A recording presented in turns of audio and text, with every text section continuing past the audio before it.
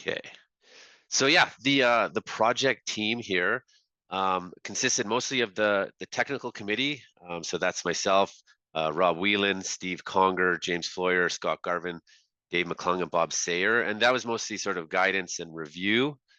We had some contributions from some of the experts out there in industry. Tyler and Bruce helped out a lot on with avalanche size scale and some of the changes there. Pascal, Grant, Carl, Nada, and all helped out with the avalanche problems. And then Mike Smith and Peter Marshall helped us with the weather station programming. And then Mike Conlon, who's going to talk a little bit after, he was sort of the driver of making the actual changes to OGRS.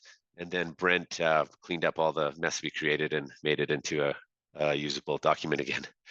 So that was the team. And then, so what is OGRS? Right from the actual OGRS, it says, this manual describes the terminology, techniques, data codes recommended by the CA for taking and recording observations of avalanches, snowpack, and mountain weather. So to put this in another way, OGRS can be thought of as like a set of guidelines commonly used for operational avalanche risk management, and it's based on science and best practice and to be applied with professional judgment. So I think like it's good not to think of the OGRS as this sort of Bible that we follow verbatim, no matter what the situation. We really need to apply it with professional judgment, and it's sort of written and organized in that way. And I'll say this a few times, but it is based on science and also best practice. So it sort of has to find the balance between both research and science, and then sort of applied practice. So yeah, talk a little bit about the process for the review and the update and how it goes down.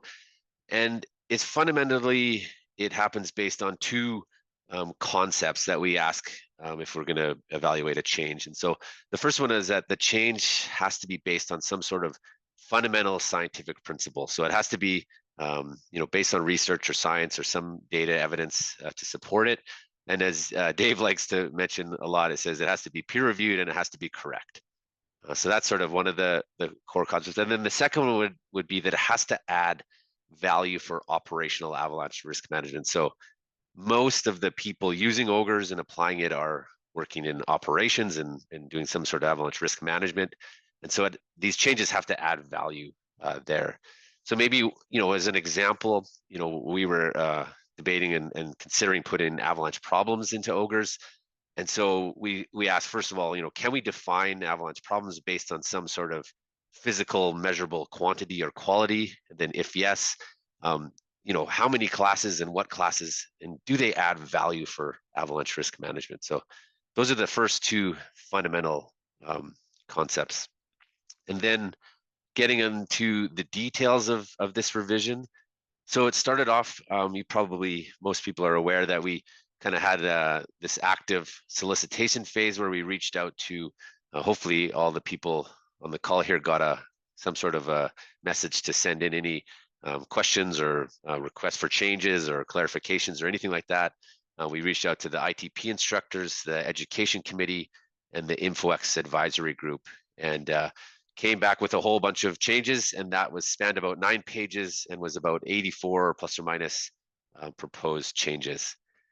Then we sort of attempted to mimic the peer review process that you might go through if you submit a manuscript to a scientific journal. And in round one, basically, we asked the technical committee, should this change? Should we consider the change? And if it got through that, and we said yes, yes, yes, most of the crew said yes, that basically gave Mike the green light to go ahead and change OGRS and make a proposed change and actually do what it would actually look like in the document. And then we did a round two where each one in the technical committee could then look at that change that Mike made, could approve it, could reject it, they could request minor revisions or major revisions. And then Mike would take all that feedback and then make changes to the document again.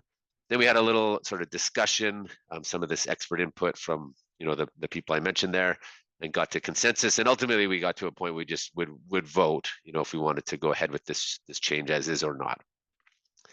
So that was the general process. Just to give you a quick look at what that might look like, here's a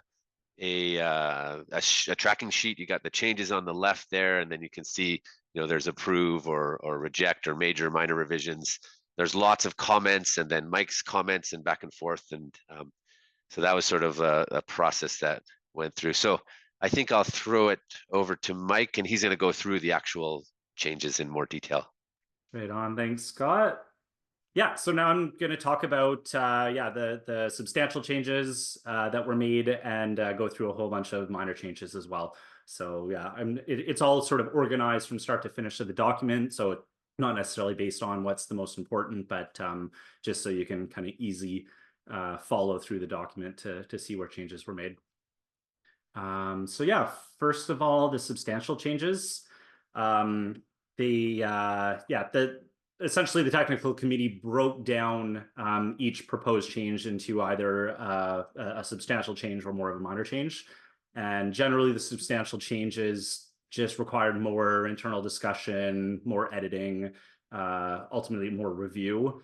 And the minor changes were less impactful overall to the document. So yeah, starting with these changes, they included, let's see if this works. Here we go. Remote weather station programming and recording, which is now in there. Reviewing full and test node profiles, the definitions, as well as a bunch of associated recommendations. Changes to the avalanche size scale, the inclusion of type of avalanche problem, and updating the use of avalanche hazard and snow stability throughout the document. So I'm going to go through each one of these in pretty good detail here first, and then we'll move over to the minor changes. Okay, so starting with the first major change was the addition of section 1.7. So overall, the committee was asked to look into updating OGRS to provide some sort of guidance on both programming of automated weather stations as well as how to record the data from them.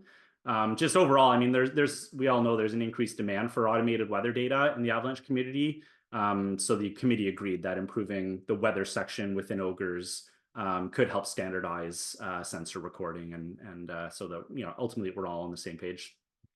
So this section 1.7, it includes a little introductory statement, a table with recommended programming sensors for data collection, and then information on actually recording the different variables. So starting out the introductory statement, it's really just introduces the section. It indicates that automated stations are they could potentially be compared to study plot data. It indicates that what's outlined in the section is really a reference, and I mean, as Scott indicated, that's what the whole document is. It's a reference. It's not thou shalt. So we want to be clear here that it is a reference, but it may vary between operations. Finally, there's just a reference to Appendix A, which highlights site selection for putting these stations up. The table, which we see in the middle of the page 15 here, it's likely going to be the most relevant for those actually looking to install a weather station. Overall, when going through this edit, the Meteorological Service of Canada, they don't actually provide any guidance on specifics for sensor recording, which was kind of interesting to note. So instead, we reached out to experts within our membership to support with this. So Mike Smith, who's chief meteorologist with the Yukon government, and Peter Marshall, hydrologist with Metro Vancouver. They both have lengthy experience in the avalanche industry, and they both operate weather station networks. So they provided valuable input to shape this table. So yeah, really what we see in this table, there's recommendations for your snow sensor, precipitation, your wind sensor, air temperature and relative humidity sensor, and for measuring pressure with a barometer. So yeah, I'll just also note here that the table lists recommendations, but it's going to vary depending on the operation as well. But really what your objective is. So for example, someone very interested in wind may consider choosing a really high scan rate so that they get very close intervals of recording. Someone who may wish to record more frequently in an hour may differ from what this table says. So overall, regardless, it just provides some sort of initial benchmark of where to start, which hopefully should help with consistency as we get more and more stations online. And then the subsections, so 1.7.1, 1.72, etc., going on to page 16 here. They just outline recommended approaches to recording the data from automated stations. So yeah, I'm not going to get into detail of each little one, but primarily they're set up to align with how data are recorded from a study plot so that we can compare automated data along with a study plot as part of our hazard evaluation and for preparing a forecast.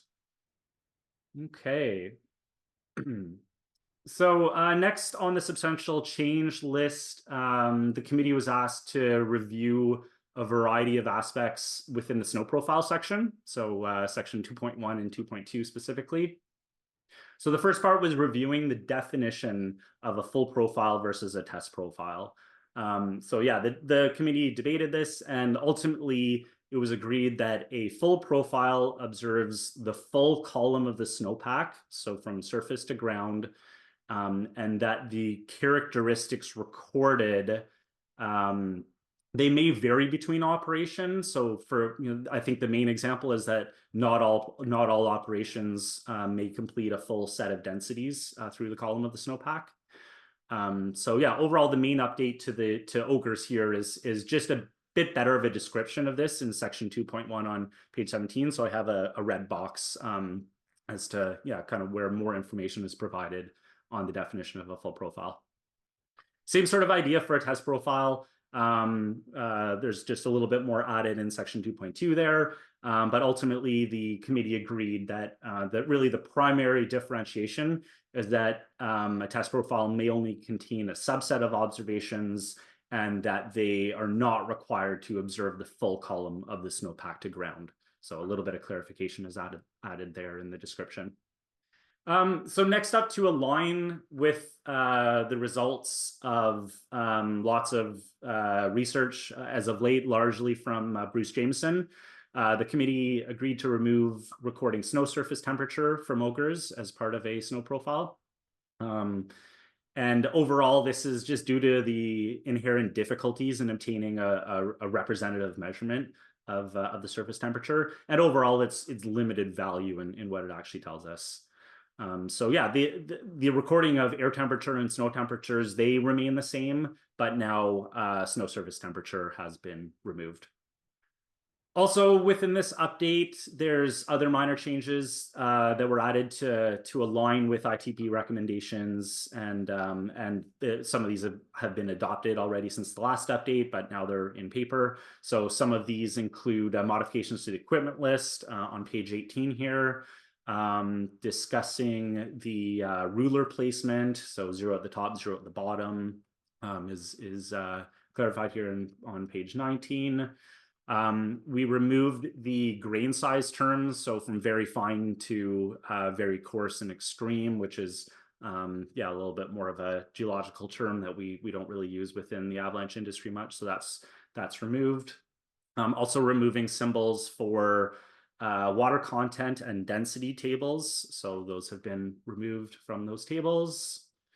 We have the improved discussion on snow hardness on page 20. So nothing fundamentally changed, just trying to describe the process a little clearer. Same idea with density measurements, so nothing fundamentally different, just trying to improve the discussion there. And just a little bit more discussion on site characteristics and profile objectives. So including a description of what your site looks like and what are you doing, why are you there doing a profile. So for all of these, there's no fundamental changes to the outcome of snow profile. But yeah, I certainly encourage you to scan through section 2 prior to the season just to review any of these smaller changes. And then the revision also included updating examples of our snow profiles. So both with the field book pages as well as graphical snow profiles. So just for consistency, and some of these were still using the old snow symbol the snow symbols. So yeah, all of this is updated to be modernized. So yeah, here on page 24, an update. The test profile page has been updated. The profiles, both the sort of hand-drawn profile, it matches the full profile previously on page 24 here, so that you can kind of see consistencies and yeah, how you take your field book and apply it into your snow profile. So it's all updated. As well, we have the same plot that's plotted profile that's plotted on SnowPilot here, as many in the industry use this. And then we also have a example of the visual version within a field book. So for those that use this approach now have an example that they can use. Lastly, a big removal was the RAM profile. Overall, this was removed just due to the lack of usage of RAM profiles in Canada. Okay, so the next substantial change was the avalanche size scale. This was largely driven by recommendations which were outlined in an ISSW 2023 paper, which was prepared by Tyler Carson, Lisa Larson, Brendan Martlin, and Bruce Jameson. And I think it heavily stemmed from sort of original findings during a Geohazard 6 conference paper back in 2014, prepared by Bruce Jameson, Rudy Bellinger, and Doug Wilson. That one was titled Case Study of a Large Snow Avalanche in the Selkirk Mountains and Reflections on the Canadian Size Classification. So for this one, there was extensive debating that occurred within the committee about these proposed changes. And overall, it was ultimately decided that some, but not all of the proposed changes could certainly benefit the avalanche community. So the agreed upon changes included some minor wording changes. So including for size 3, we have the addition of the word mature in front of trees. So this just suggests that the avalanche needs to be sufficiently large to not just break some saplings, but actually break some mature trees. And then we see in size 5 here, we've removed the largest snow avalanche known as the initial part of the definition. So really getting rid of that first sentence hopefully removes the mental hurdle of us not having as large avalanches as, say, in the Himalayas. And it may allow for the avalanche community to actually call it what it is based on the definition and the typical values within the size table. Perhaps the biggest and most debated change to the table is now the addition of typical deposit volume column, as we see here. So overall, the committee agreed that the addition of estimated volume would overall benefit the avalanche community, since the volumes are easier for us to estimate in the field than the mass. But deciding on the typical volumes for each size was debated quite really for a while, and to be honest, it was never fully agreed upon. And this is important, and it's largely because there isn't a lot of research on avalanche deposit volumes. So as indicated as such in the notes below this, we clearly say more research is needed to confirm typical deposit volumes. So we didn't want volumes that would heavily contradict to the typical mass volume column. So even though the volumes for size 4 and size 5 here, they're probably a little low in this table. If we increase those, they would contradict the typical mass volume. So really, we need more research on this, but overall, we think that this is a good sort of starting point for us to go on, and hopefully there's more research in the coming years, and they can be considered during future OGRS updates. Okay, and then just related to size, Since we have our typical impact pressure volume, I just wanted to note that in Appendix C, there's now a table that displays the potential damage from various impact pressures that we see at the bottom here. And really the aim here is just it hopefully helps the avalanche community better visualize the typical impact pressures listed in the size table here. So just a little bit of a reference. Okay, on to a type of avalanche problem. So yeah, this one was another one that was discussed at length within the committee, as well as with external reviewers, just given its overall complexity, but also its widespread use within the avalanche community. And you know, we note it's a crucial part of the conceptual model of avalanche hazard. So much of the discussion was between the new section type of avalanche problem that we see starting at the bottom of page 51, as well as the existing section type of snow failure that we see at the top of page 51, section 3.3.7, just given that they're relatively similar. So some of the committee members thought that the type of avalanche problem should just overall replace the type of snow failures. Some liked the idea of having both, and some didn't want the addition of type of avalanche problem at this time. So given the overall the widespread use of avalanche problems, as well as just the overall improved level of communication with it over type of snow failure, the committee did ultimately decide to add it to OGRS. But just to not rifle too many feathers in one go, the committee decided to make it its own section and still keep the type of snow failure section. So that's up for discussion, I think, in future revisions, but for right now, we have both sections. Yeah, so really the main reason I think for keeping them both for now is that type of snow failure, it ultimately, it differentiates fundamentally different types of snow failure modes, whereas avalanche problems is more of a boxes that follow a continuum depending on various characteristics. So ultimately, the committee will reevaluate this during future years. So for the new section, the well-used 2018 peer-reviewed journal article by Grant Statham and others was really the backbone of what's included in OGRS, but it was passed around to key authors and recent contributors, so including Grant, Pascal, Carl, and Nada, just to allow for some updates based on use of it over the past 10 years and with recent research that overall improves communication. So the wording within the sections, they're mostly the same, but there are some differences from the old version. So for example, with WinSlab, we have preferential deposition included in there and versus redeposition. And so it's certainly a worthy read before the avalanche season, just to identify some of these changes.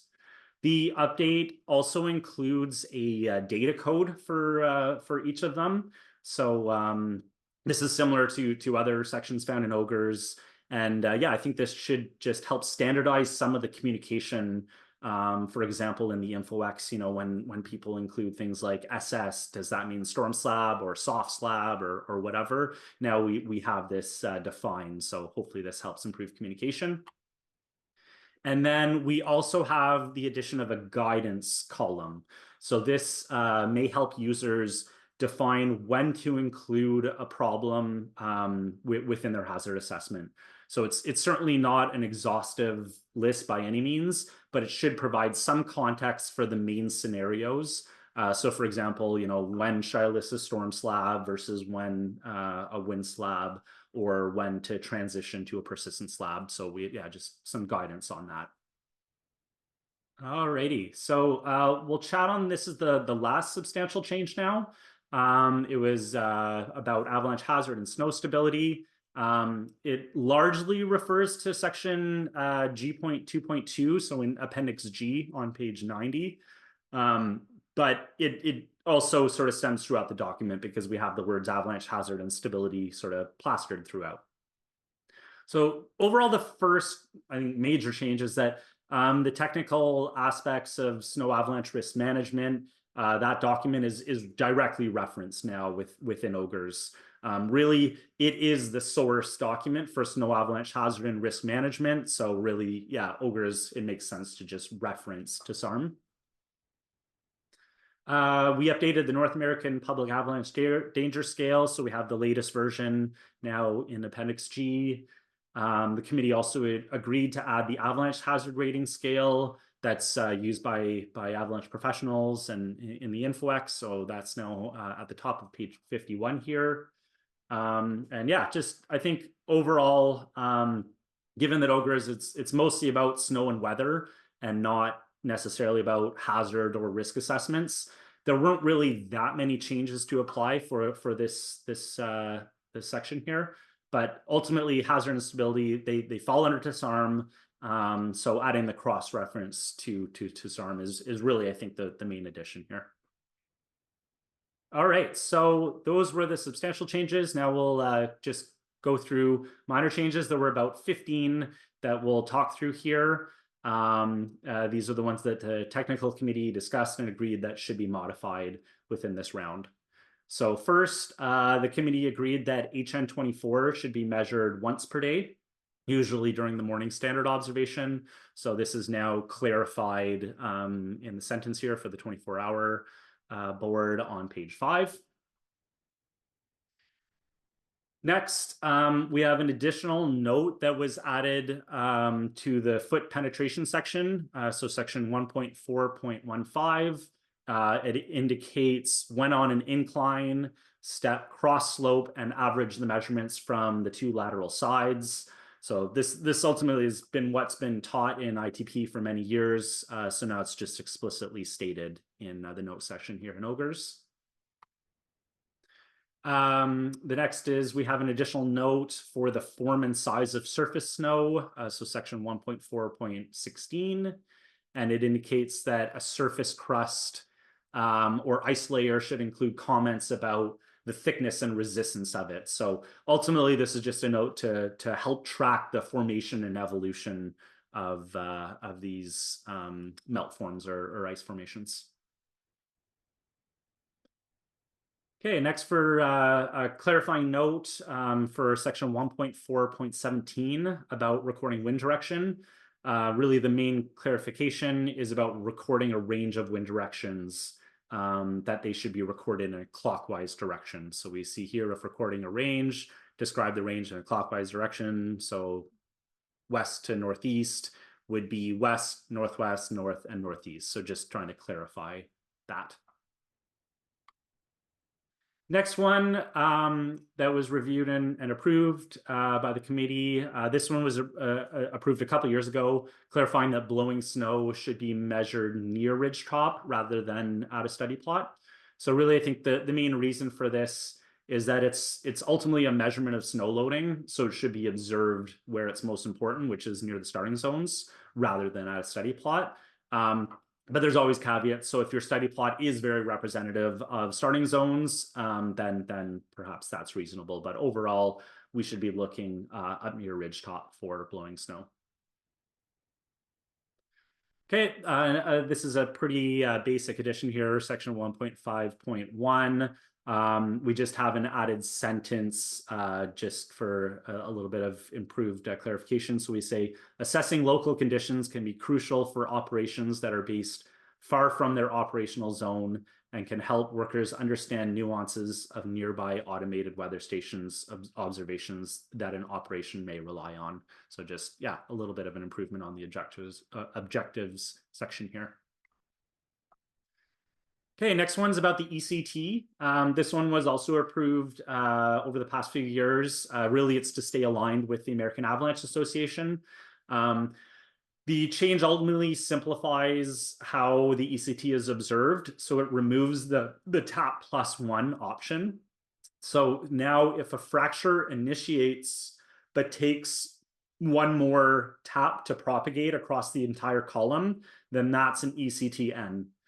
The fracture needs to both initiate and propagate all within one tap for it to be classified as an ECTP. Next, we have some additional guidance to section 2.14, which describes snowpack summaries. Yeah, overall, there's not really much detail that needs to go in here. It just provides some guidance on what to think about when preparing a snowpack summary. And moving over to the avalanche observation section. So now we're in section 3 of OGRS. The first change is the addition of a table for occurrence time. So we see this at the top of page 49. Yeah, overall, members just brought concerns to the committee that OGRS used to it differed from the InfoX, and it was just overall confusing to have two different ways of recording your occurrence time. So the committee agreed that the InfoX method their method of recording the occurrence time should be adopted within OGRS. So now we have consistency across OGRS and InfoX. Next change was another small one where glide slab avalanche is now in the table for type of snow failure. So it wasn't in here before in OGRS. It was in InfoX. So again, it's just for aligning for consistency. For section 3.3.10, we have a table specific for avalanche pass. So this table that had 1F, 2F, 3F, it was removed from this section. Overall, the committee just decided that it was rarely used and it was easily communicated by the larger table found above, as well as adding more details such as listing the tow distance mass of the avalanche. A few small changes were made to 3.3.11. So this includes now explicitly listing that M means motorized vehicles, and as well as including snow bikes as an example, along with snowmobiles. And then also over in the trigger table, the code XD is now added. And this is for helicopter deployed gas exploders, such as a Daisy Bell. For next, there was a request to update the incident report form that is found in Appendix B. It overall was brought to us, it just felt dated, and it even had a statement in it that stated that it was under review. So just overall, the previous one was very lengthy. I think it was 8 or more pages, and it's now simplified down into a 3-page long incident report form. This updated form, it includes the same general sections as previous. So it includes incident details, avalanche details, weather details, and snowpack details. And it better aligns with what the coroner service uses for requesting information following a fatal incident.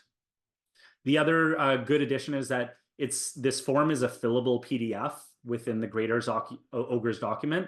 So you can extract those pages from OGRS digitally, and then you can fill it out electronically if you wish, or you can still print it out and write on it. So you have 2 different options now. Okay, next up, this change in Appendix D, it was reviewed and approved by the committee within the last couple of years. It's on page 82 within the melt form section. It's the addition of a note. So at the very bottom, there's a new note, and it states melt freeze crust subclassifications of rain crust, sun crust, and air temperature crusts can be used to provide added context about the crust formation. So overall, this does divert slightly from where we get this document from, which is the International Association of Cryospheric Sciences. But overall, within the avalanche industry, it should better allow for us to communicate the various melt freeze crusts that we deal with in a typical season. And it still is relatively straightforward to get back to a melt freeze crust by just stating that each time we list these. So for example, a sun crust still is a melt freeze crust, air temperature crust still is a melt freeze crust. So we can just sort of group those 3 and still call them a melt freeze crust for any future database projects or whatnot. But yeah, just add some clarification for better communication within the avalanche industry. All right, and then the last minor change here that was approved by the committee was to review the use of height, thickness, and depth throughout the OGRS document, and overall just try to standardize how they're measured. So we reviewed the definitions that are listed in the International Association of Cryospheric Sciences documentation, just so that we can align the use of these terms. So ultimately, the clarification is that depth and height are vertical. So they're clarified in Appendix F here. So yeah, depth and height are vertical or plumb, and thickness is measured slope normal.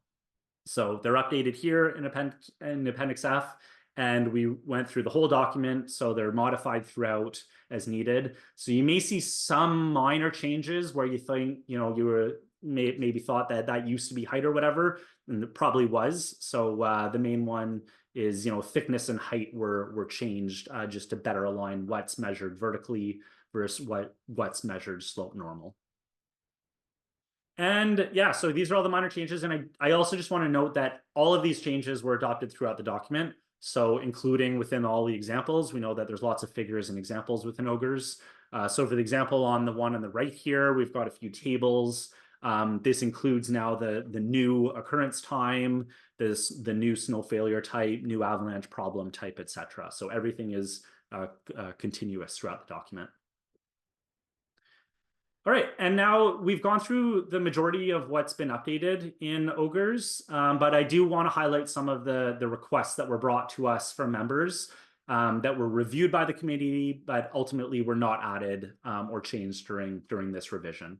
So the list includes the addition of relative avalanche size, including eights, differentiating hard slab and soft slab, adding H2D board, for a typical study plot, adding a persistent weak layer board, improve guidance on how to measure snowfall rate, changing stability test to instability test, and standardizing direction of resistance bars and snow profiles. So which way does it get harder? Is it always left or is it always right? And modifying stability test objectives and limitations.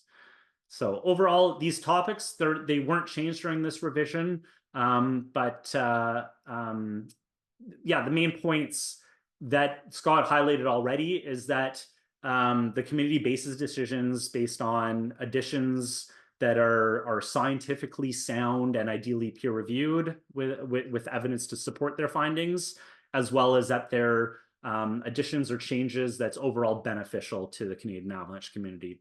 So although these topics, they weren't changed, the committee is open to reviewing them in the future, but ideally, you know, with compelling reasons for their changes and how it would benefit the avalanche community. So if you're passionate about any of these, yeah, I certainly encourage you to put a case together for review down the future. Okay, and finally, I also just want to note that all of these changes within OGRS were also applied to other correlated programs within the CAA. So this includes the InfoX and ITP. So the changes to InfoX were generally very small, just given that the OGRS revision were a lot of the changes were already adopted by the InfoX. So there's a few minor changes, you know, for example, the addition of the trigger code XD, which isn't in there right now, but that should be updated within the InfoX pretty soon here.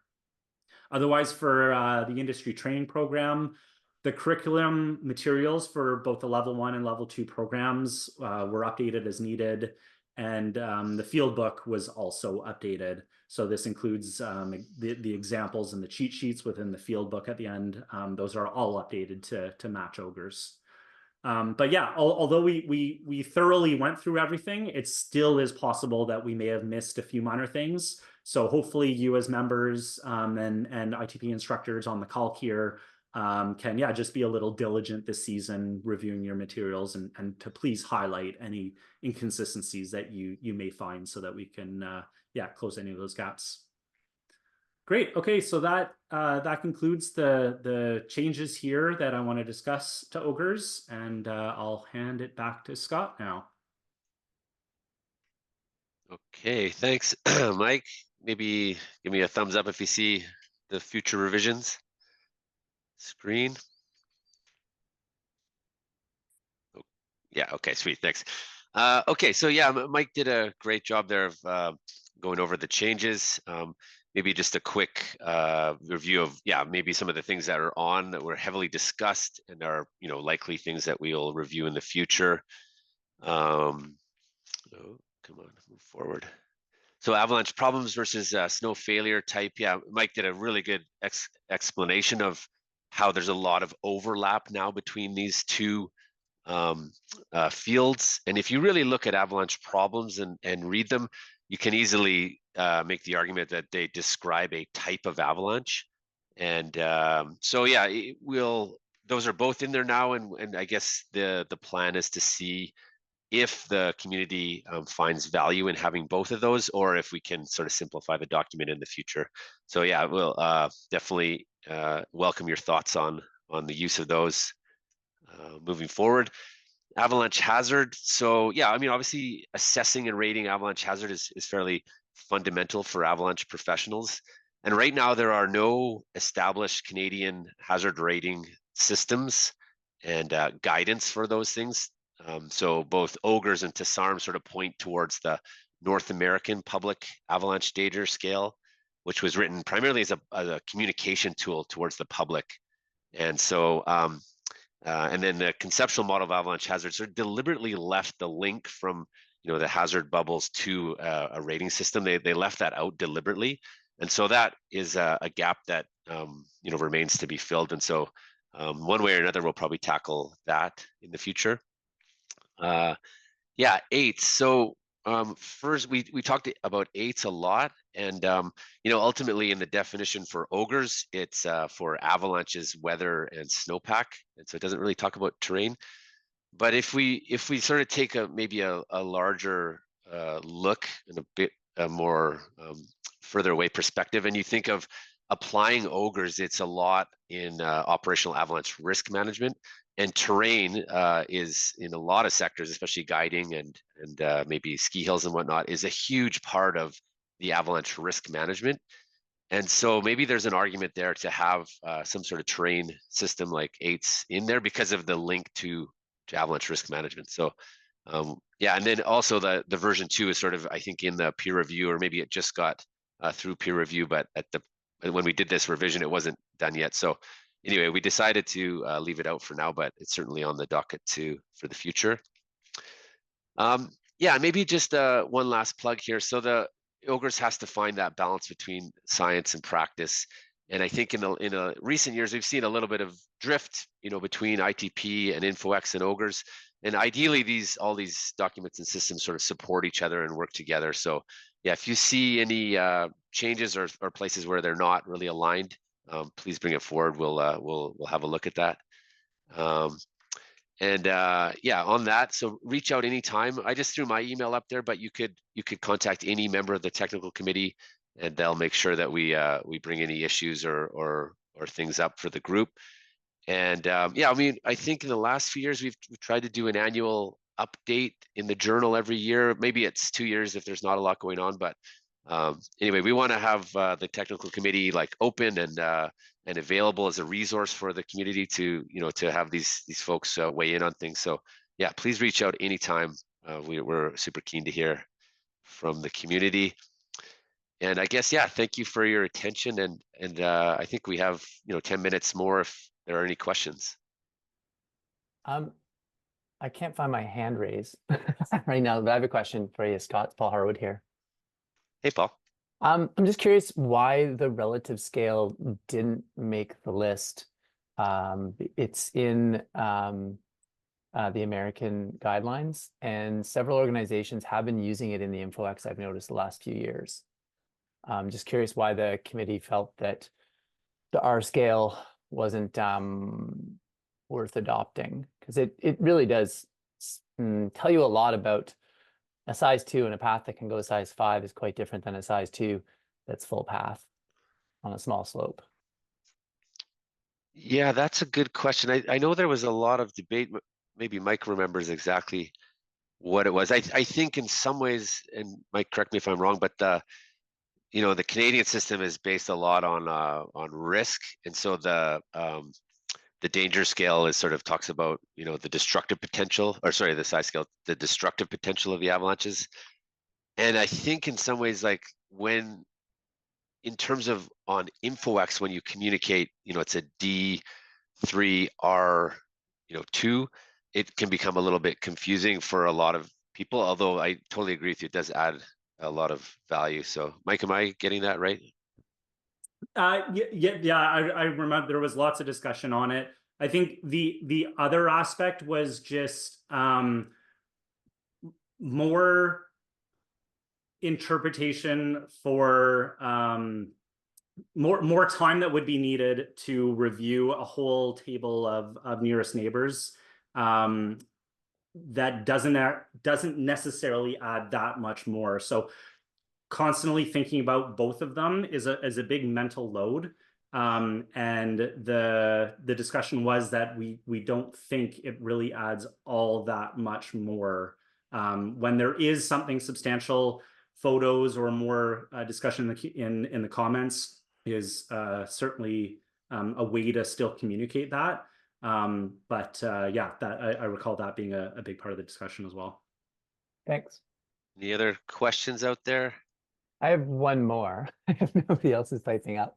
Yeah. Just curious, when you added the volumes and mentioned that they might be on the light side, I agree that general consensus is maybe we've been undercalling things for a while, but I noticed that, a lot of the changes are to represent what the InfoX is doing and what practitioners are doing. Was there any discussion of going the other direction to reflect the sizes definitions to how people were actually calling them? Because one of the concerns that some of my coworkers have brought up is that if we're to look at historical avalanche observations, if you were to do a study, it might look like we're having larger avalanches than we used to, or more large avalanches. Like, for example, at MOT, we have 120,000 or so avalanche observations in our database. We could see a spike in size 4s and 5s.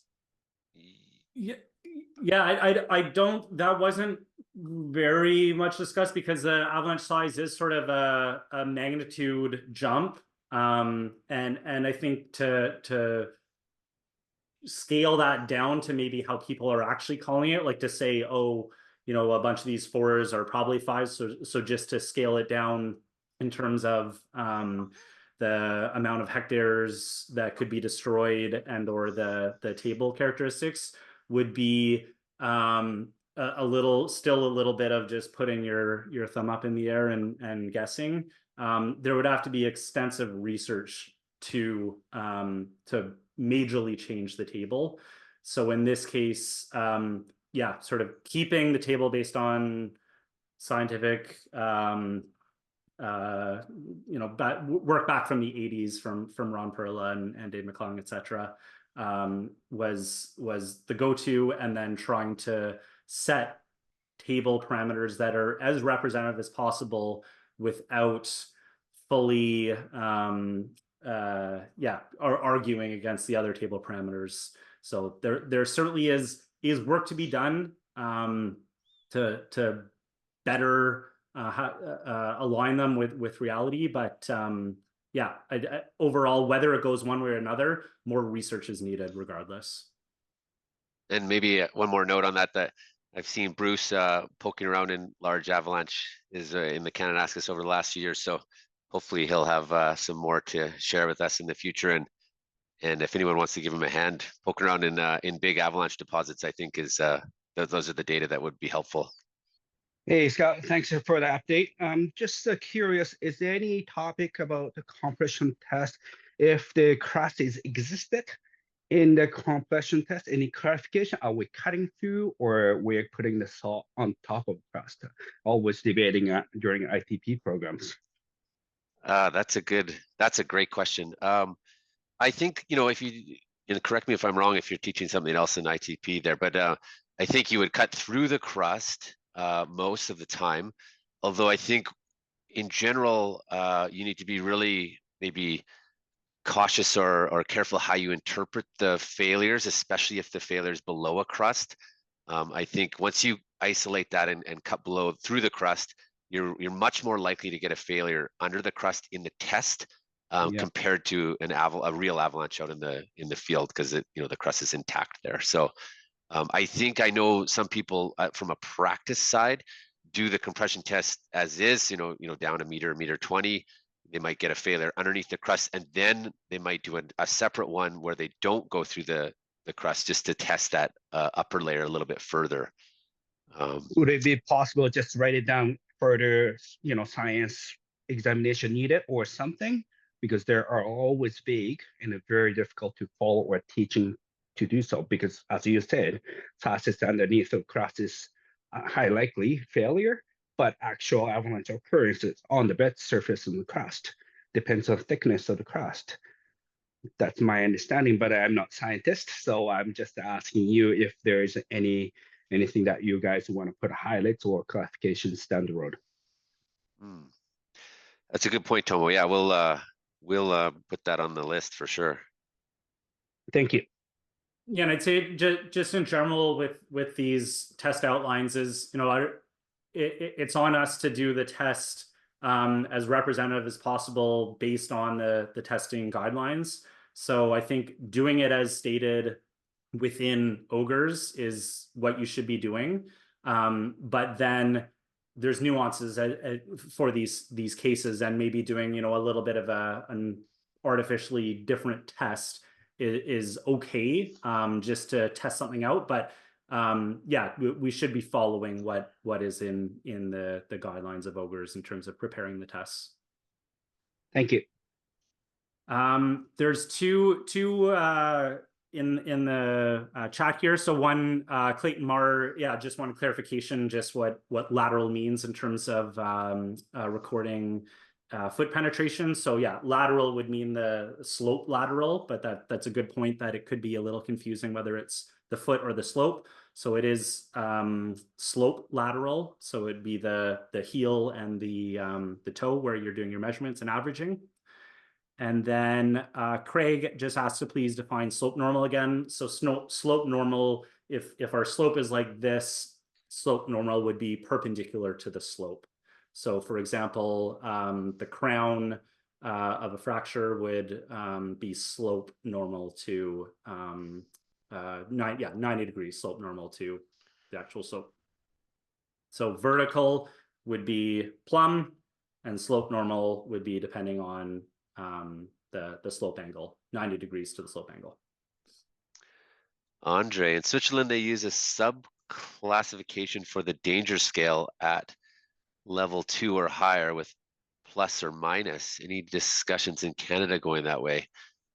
Andre, I haven't heard in too much on that in Canada, although I know that there's lots of talk about, working on a, professional hazard rating scale. So I'm not sure if we would go that way or not, but it's interesting to know that they use that in Switzerland. I wasn't aware of that. So thanks for bringing it up.